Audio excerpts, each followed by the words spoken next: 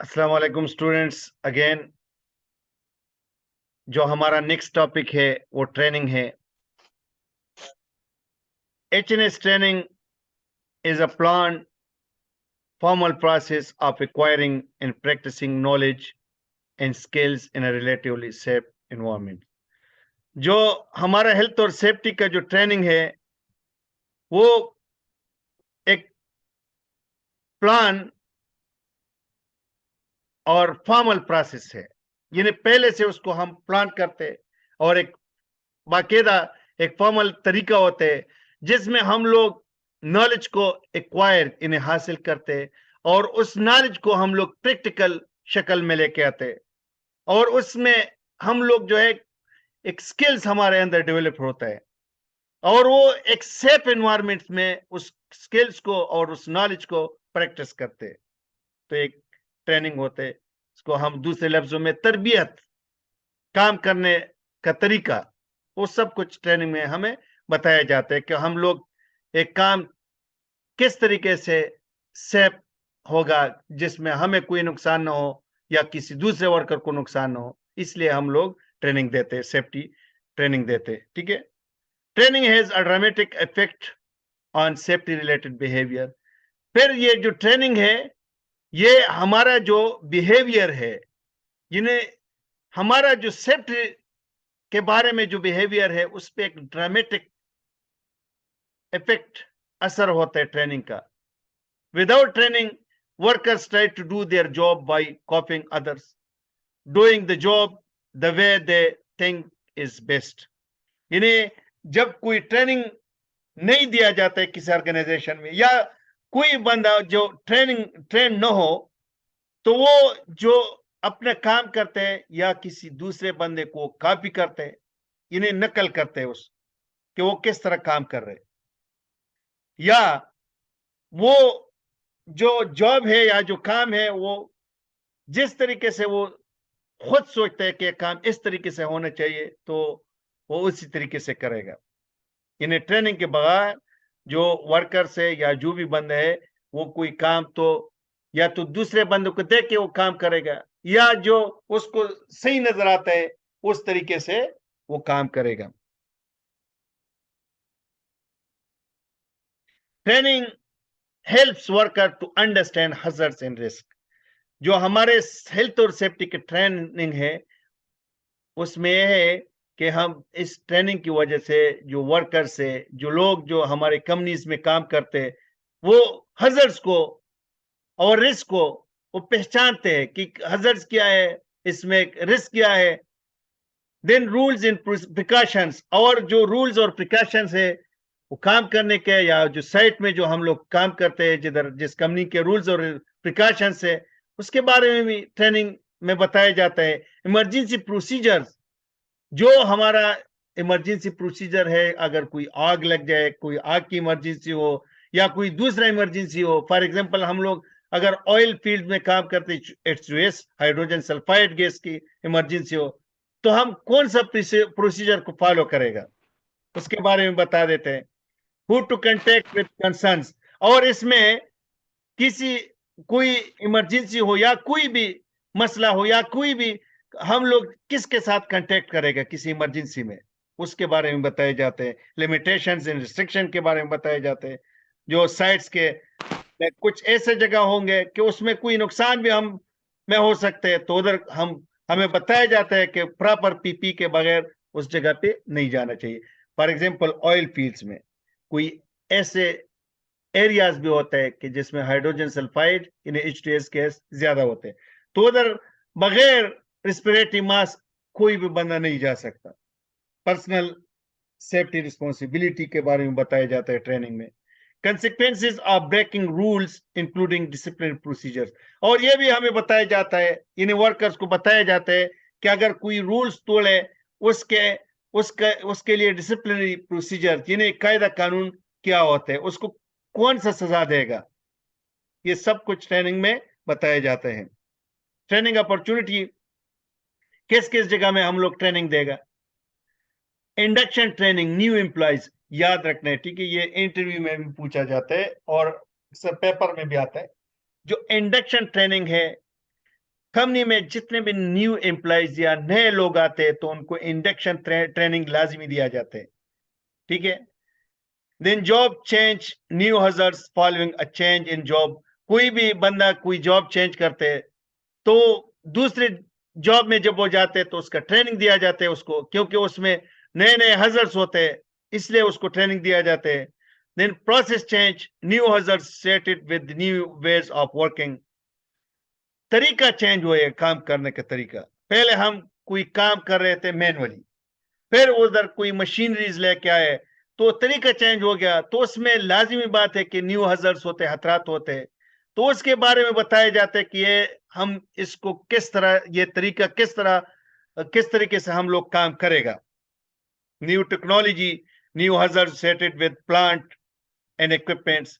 यानी जो नया मशीनरी आते हैं साइट में या कंपनी में, उसके बारे में भी हम लोग ट्रेनिंग देगा वर्कर्स को, और उसको बताया जाता है कि इस मशीनरी को या जो टेक्नोलॉजी है इसको किस तरह ऑपरेट करना है। उसमें जो हजर्स है उसके बारे में बताया जाता है। New legislation, implication of new legislation, यानी कोई नया कानून है या कोई मुल्क का कानून चेंज होता है तो उसको भी हम अपने वर्कर्स को बताया जाता है, ठीक है। फिर इंडक्शन ट्रेनिंग के बारे में बताया है कि इंडक्शन ट्रेनिंग क्या है, क्योंकि ये बहुत इंपॉर्टेंट होता है कि हमें, क्योंकि अभी से हमें इंडक्शन ट्रेनिंग का पता होना चाहिए, क्योंकि ये हमारे HEC का काम है कि इन ट्रेनिंग्स के बारे में हमें पता होना चाहिए, ठीक है। तो इंडक्शन ट्रेनिंग में हेल्थ एंड सेफ्टी पॉलिसी के बारे में बताया जाता है, इमरजेंसी प्रोसीजर्स के बारे में बताया जाता है कि इमरजेंसी प्रोसीजर या इमरजेंसी, अगर कोई इमरजेंसी हो जाए तो उसमें हम लोग किस तरह एक्शन लेगा, कौन सा इक्विपमेंट यूज होगा, किसको हम लोग कांटेक्ट करेगा, असेंबली पॉइंट्स क्या है, कौन सी इमरजेंसी है, फायर की या कोई और है।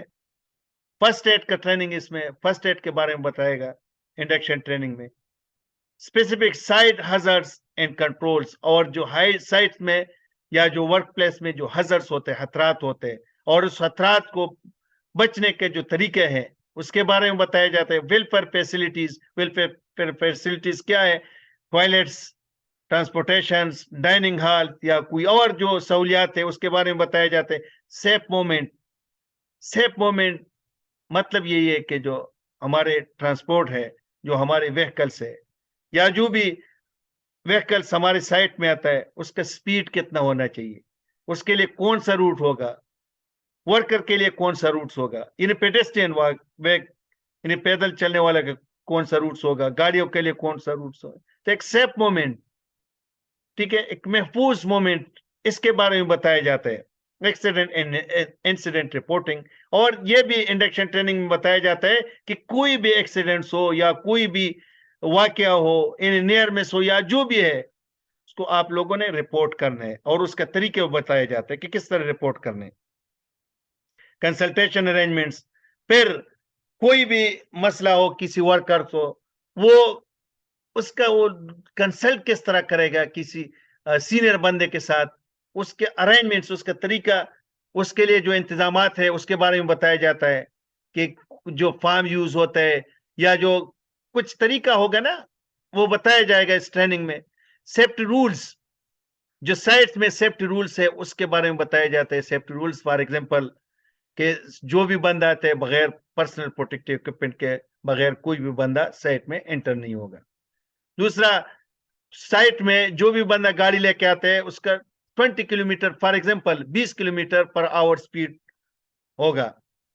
फिर यह भी है कि कोई भी बंदा अंदर आएगा तो कोई अल्कोहल या ड्रग्स या इस तरह की चीजें नहीं लेके आएगा, कोई पेट्स नहीं लेके आ सकता है, या कोई बंदा नशे में हो तो अंदर नहीं आ सकते। तो इस तरह के बहुत सारे और रूल्स हो सकते हैं, तो उसके बारे में भी इंडक्शन ट्रेनिंग में वर्कर्स को बताया जाता है। पर्सनल प्रोटेक्टिव इक्विपमेंट्स, जो पर्सनल प्रोटेक्टिव इक्विपमेंट क्या है, जो हेलमेट्स है, चश्मा है, गॉगल्स या हैंड ग्लोव्स, जो कवर या ओवरऑल जो है इन्हें डांगरी, या कोई शूज या जो भी है, रेस्पिरेटरी मास्क, एयर प्लग्स या एयर मफ्स, दूसरा भी कोई पर्सनल प्रोटेक्टिव इक्विपमेंट होते हैं उसके बारे में बताए जाते हैं। सेफ वर्किंग इन परमिट्स, फिर हमारे साइट में काम करने के जो सेफ तरीका है उसके बारे में बताए जाते हैं। और परमिट वर्क सिस्टम, ये हम लोग पढ़ेगा आगे। Permit work system, risk assessment के बारे में बताए जाते हैं। रिस्क असेसमेंट का एक टॉपिक डिटेल के साथ हम लोग पढ़ेगा। रिस्पॉन्सिबिलिटी ऑफ इंडिविजुअल, और जो जितने भी बंदे उधर ऑर्गेनाइजेशंस में है उनकी रिस्पॉन्सिबिलिटीज के बारे में बताए जाते हैं कि कौन कौन सी रिस्पॉन्सिबिलिटी, किस किस बंदे की कौन सी रिस्पॉन्सिबिलिटी है, ठीक है, उसके बारे में बताया जाता है। डिसिप्लिन प्रोसीजर्स, फिर अगर कोई गलत काम करे तो उसके लिए जो कायदा कानून है वो क्या है, वो भी बताया जाता है, ठीक है, एक इंडक्शन ट्रेनिंग में। नेक्स्ट टॉपिक है हमारा element 3.3, human factors which influence safety related behaviour. अब हम ह्यूमन जो इंसानी जो अनासर है उसके बारे में पढ़ेंगे, जो सेफ्टी रिलेटेड बिहेवियर पे जो इन्फ्लुएंस, उसका जो असर होते हैं उसके बारे में पढ़ेंगे। Human factors influence safety related behaviour, behaviour centre में है। और कौन कौन से फैक्टर, ऑर्गेनाइजेशन फैक्टर्स है, फिर जॉब फैक्टर और इंडिविजुअल फैक्टर्स के बारे में डिटेल के साथ भी पढ़ेंगे। ऑर्गेनाइजेशन फैक्टर्स क्या है, जो इंसान पे या ह्यूमन के बिहेवियर पे इफेक्ट करते हैं। Safety culture of the company, अगर कंपनी का कल्चर पॉजिटिव हो तो जो भी उसमें उसका ऑर्गेनाइजेशन में जाएगा तो उसका बिहेवियर भी फिर पॉजिटिव होगा। अगर निगेटिव कल्चर हो और वो बंदा, कोई नया बंदा आ जाते तो उसके बिहेवियर जो है वो निगेटिव होंगे।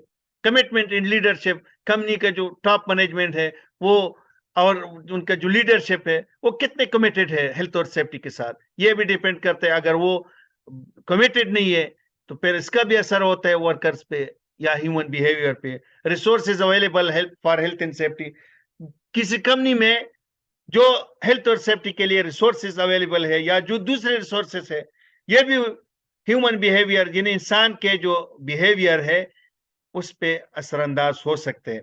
कोई कंपनी है वो बिल्कुल पैसे नहीं देते या दूसरे रिसोर्सेज नहीं देते, वो असर करते हैं उन पे, वर्कर पे। वर्क पैटर्न्स, फिर ऐसे कंपनीज के वो 24 आवर्स उनका काम है या एक शिफ्ट है या जो भी उसका पैटर्न है काम करने का, वो भी उस पर असर करते हैं। कम्युनिकेशन, स्ट्रॉन्ग कम्युनिकेशन है या कम्युनिकेशन जस्ट फॉर्मेलिटी के लिए करते हैं, ये भी असरअंदाज हो सकते हैं ह्यूमन बिहेवियर पे। लेवल ऑफ सुपरविजन, ये जो सुपरविजन के लेवल्स है, फॉर एग्जांपल वर्कर से ऊपर या मैनेजर से या टॉप मैनेजमेंट, इसका सुपरविजन लेवल्स कितने स्ट्रांग है या वैसे ही जस्ट फॉर्मेलिटी पूरा कर रहे हैं, और उसमें एक दूसरे के बात कितने सुनते हैं, फीडबैक कितना मिलता है, ठीक है, और उसमें एक दूसरे के साथ कोऑपरेशन कितने है, कम्युनिकेशन किस सिस्टम के स्ट्रांग है या वैसे ही, ठीक है।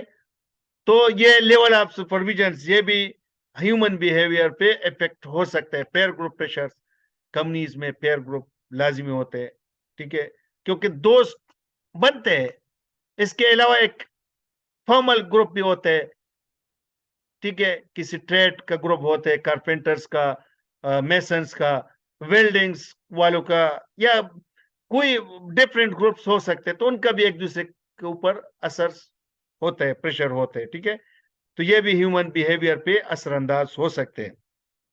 कंसल्टेशन इन वर्कर इन्वॉल्वमेंट, फिर कंपनी में कंसल्टेशन कितना होता है, यानी वर्कर के बात कितना सुनते हैं एम्प्लॉयर्स, और वर्कर्स को हेल्थ और सेफ्टी में वो लोग इन्वॉल्व कितने करते हैं, ये भी डिपेंड करते हैं। और ये भी ह्यूमन बिहेवियर पे असरअंदाज, इसका भी असर हो सकते हैं, ठीक है। देन ट्रेनिंग, किसी कंपनी में, क्योंकि ये ऑयल फील्ड में ट्रेनिंग जो है वो बहुत स्ट्रांग होते हैं और बाकायदा वो ट्रेनिंग की जो फीडबैक भी लेते हैं और वो चेक भी करते कि ये बंदा कितना ट्रेन हुआ है। तरह जो भी दूसरे इंडस्ट्री से है उसमें भी इस तरह के ट्रेनिंग देते हैं, तो कंपनी के ट्रेनिंग पे भी वो भी एक अगर ट्रेनिंग स्ट्रांग ट्रेनिंग वो लोग देते हैं तो वो भी ह्यूमन बिहेवियर पे इफेक्ट होता है।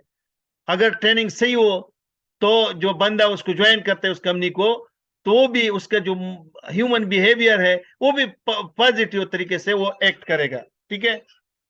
देन नेक्स्ट, जॉब फैक्टर्स, जो बंदा जो जॉब करते हैं उसका कितना असर होता है, उसका टास्क क्या है, वर्कलोड कितना है, एनवायरमेंट, जिस एनवायरमेंट में वो काम कर रहे हैं वो किस तरह है, डिस्प्ले एंड कंट्रोल्स, जो वो डिस्प्ले है या जो कंट्रोल्स है वो किस तरह उस वर्क को कंट्रोल करते हैं, ठीक है। ये इसका एक मिसाल ऐसा, क्योंकि वो जो कुछ लोग होते हैं ऑपरेटर्स होते हैं, उसके कंट्रोल्स किधर लगे हुए है डिपेंड करते हैं। अगर कंट्रोल सही कन्वीनियंस ना हो, सही जगह पे नहीं लगे हो, तो कुछ ऐसा भी हो सकता है कि वो वर्कर उस जगह में वो जा नहीं सकता, उसके लिए हर्डल्स है, रुकावटें है आगे, कंट्रोल सही है, डिस्प्ले सही जगह पे नहीं है, तो अक्सर उसको छोड़ भी देते हैं। तो ये चीजें भी डिपेंड करते हैं, ठीक है। प्रोसीजर क्या है काम करने का, ठीक है। तो ये जॉब फैक्टर्स भी ह्यूमन बिहेवियर पे इफेक्ट करते हैं, ठीक है। देन इंडिविजुअल फैक्टर्स, इंसान का जो अपने अनासर है, वो कंपिटेंस, इंसान अगर कंपिटेंट हो, उसमें नॉलेज हो, एबिलिटी हो, काम करने की सलाहियत, ट्रेनिंग उसके पास हो, और वो एक्सपीरियंस हो, यानी वो कंपिटेंस बंदा कंपिटेंस हो, उसमें स्किल्स हो, वो पर्सनैलिटी भी सही हो उस काम के लिए, और उसका एटीट्यूड, रवैया, इस एटीट्यूड के बारे में बाद में पढ़ेंगे अभी। और motivation, the thing that is making a person do what they do, rewards, incentive, positive और नेगेटिव।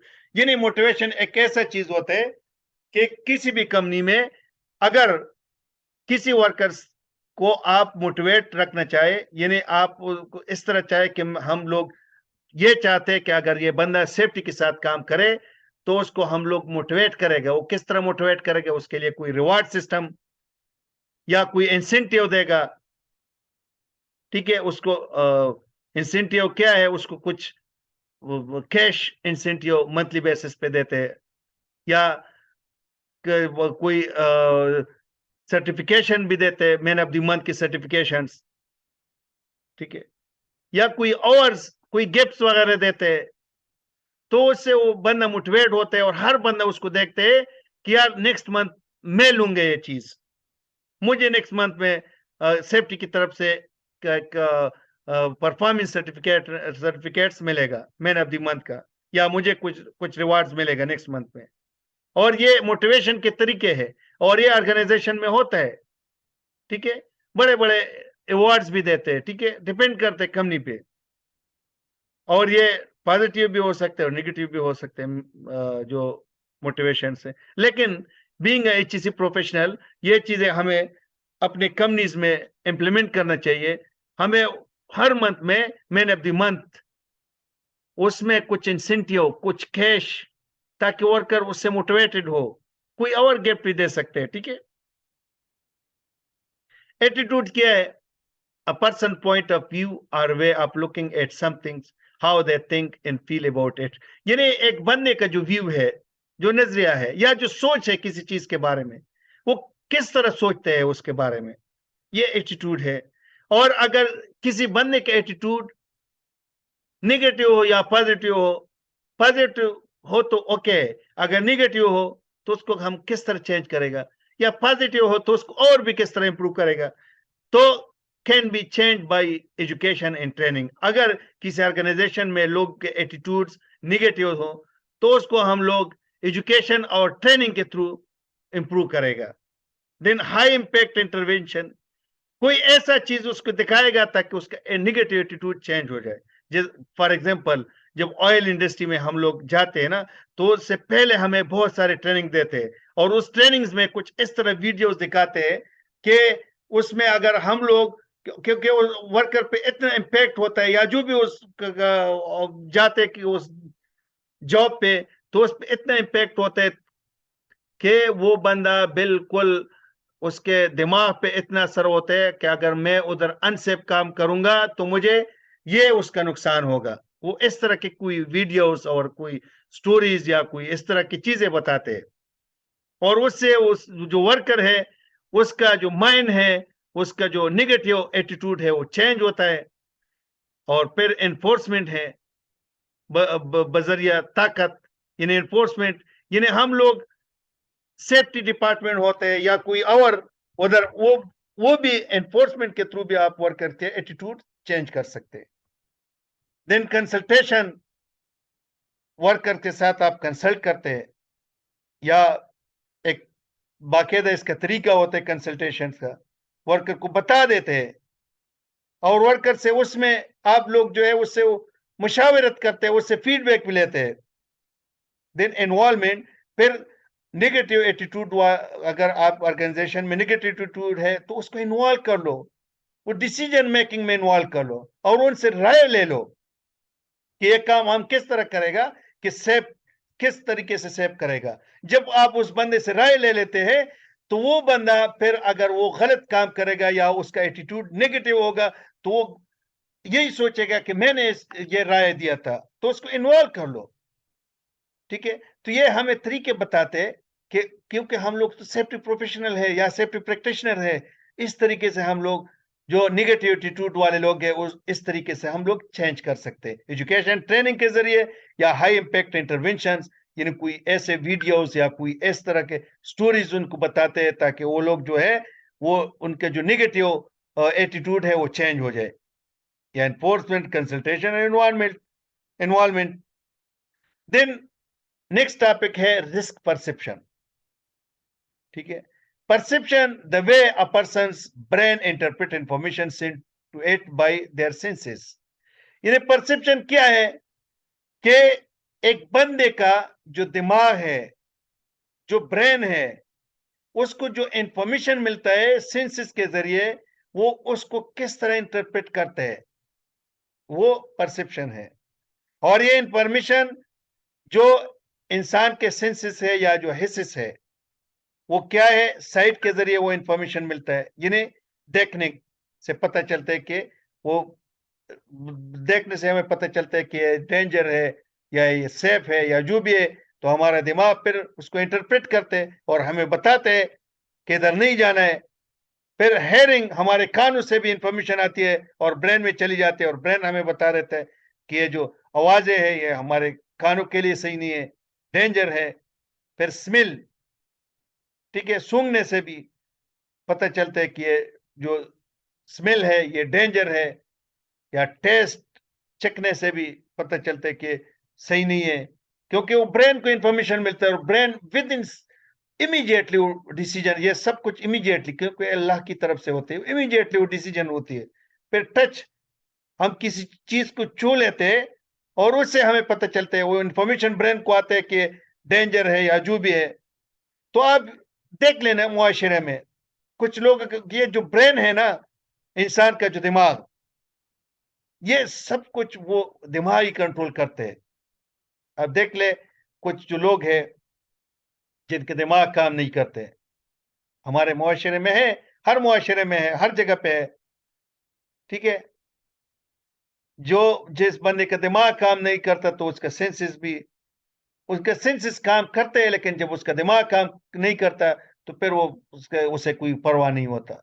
आप देख लेना, जो हमारे कुछ इस तरह के मफलूज लोग मिलते हैं, क्योंकि जो अक्सर होते हैं ना दीवाने वगैरह, के अल्लाह के खास बंदे होते हैं, लेकिन उनके जो दिमाग है वो काम नहीं करते, और उन्हें कोई चीज का परवाह ही नहीं होता, क्योंकि उनके सेंसेस सही होते, न उसे सर्दी लगती है न गर्मी लगती है न कोई, बस क्योंकि उसके ब्रेन काम नहीं कर रहा है, दिमाग काम नहीं कर रहा है।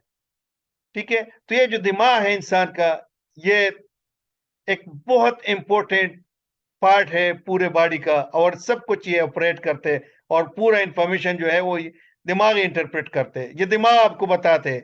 पूरे सेंसेस जो आपके हैं वो दिमाग से इंफॉर्मेशन आएगा, और फिर उसी के तहत जो भी है वो परसेप्शन, जो आपका सोच है, वो भी उस तरीके से तब्दील होगा।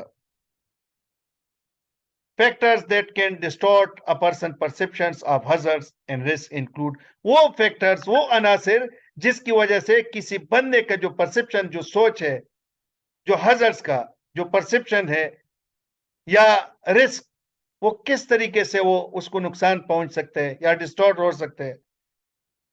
इलनेस, अगर कोई बंदा बीमार हो तो उसका परसेप्शन, उसका सोच जो है, उसका माइंड फिर सही काम नहीं करता है ना। स्ट्रेस, अगर किसी वर्कर के स्ट्रेस, उस जहनी जो तनाव है या उसका स्ट्रेस ज्यादा हो तो फिर भी उसका जो दिमाग है सही तरीके से काम नहीं कर सकता, परसेप्शन उसका, रिस्क परसेप्शन वो डिस्टर्ब होगा। फटीग, थकावट है, या ज़हनी थकावट है, तो फिर भी उसे वो डिस्टर्ब हो सकते हैं। उसका जो रिस्क परसेप्शन है, वो भी फिर सही तरीके से काम नहीं करेगा। ड्रग्स एंड अल्कोहल, कोई बंदा नशा कर लेते, तो नशे में क्या है, फिर उसका दिमाग काम नहीं करता, उसके परसेप्शन भी फिर इस तरीके से वो डिस्टॉर्ट हो सकते हैं। प्रीवियस एक्सपीरियंसेस, कुछ इस तरह के एक्सपीरियंसेस वर्कर के पहले से या लोग के पहले से होते हैं कि जिसकी वजह से भी उसका रिस्क परसेप्शन जो है वो सही तरीके से काम उसका और इसका रिस्क परसेप्शन वो डिस्टॉर्ट हो सकते हैं, ठीक है, उसको नुकसान पहुंच सकते हैं। ट्रेनिंग एंड एजुकेशन, अगर किसी बंदे को सही ट्रेनिंग और एजुकेशन नहीं मिला होते या उसको मिला नहीं है ट्रेनिंग एजुकेशन, तो वो फिर भी उसका रिस्क परसेप्शन डिस्टॉर्ट होता है, उसको नुकसान पहुंच सकते हैं या खत्म हो सकते हैं। Use of PP personal protective equipment, जो पीपी है अगर वो सही तरीके से यूज नहीं करेगा, उसका उस यूज करने का तरीका उसको पता नहीं है, तो ये इससे भी ये भी एक फैक्टर है जो परसेप्शन को डिस्टॉर्ट कर सकते हैं। Work place condition, for example high noise level, या काम करने का जो कंडीशन है या जिधर हम लोग काम करते हैं या वर्कर्स काम करते हैं, उसका जो सराउंडिंग में जो कंडीशन है, जो हालात है, फॉर एग्जांपल उधर हाई नॉइज लेवल है, उधर शोर ज्यादा है, नॉइज ज्यादा है, तो उसमें भी बंदे का जो परसेप्शन है वो डिस्टॉर्ट हो सकते हैं, क्योंकि वो शोर इतना ज्यादा होता है, तो उसका जो हिस्से है वो भी सही तरीके से काम नहीं करते, ठीक है। नेक्स्ट है हमारा रिस्क असेसमेंट, और इंशाल्लाह कल पढ़ेंगे, ठीक है। तो आज तक इतने ही, क्योंकि रिस्क असेसमेंट बहुत इंपॉर्टेंट है, और रिस्क असेसमेंट का हेल्थ और सेफ्टी में एक इसकी बहुत ज्यादा अहमियत है। एक, क्योंकि पॉलिसी भी इंपॉर्टेंट है, क्योंकि वो फाउंडेशन स्टोन्स है, लेकिन ये जो रिस्क असेसमेंट है, ये हमारे जो सेफ्टी है इसमें इसका एक बहुत बड़ा अहमियत है। तो इंशाल्लाह इसको हम लोग पूरे डिटेल के साथ पढ़ेगा, और एक कंप्लीट लेक्चर, एक या दो लेक्चर रिस्क असेसमेंट पे होगा, ठीक है। तो आज के लिए इतने ही काफी।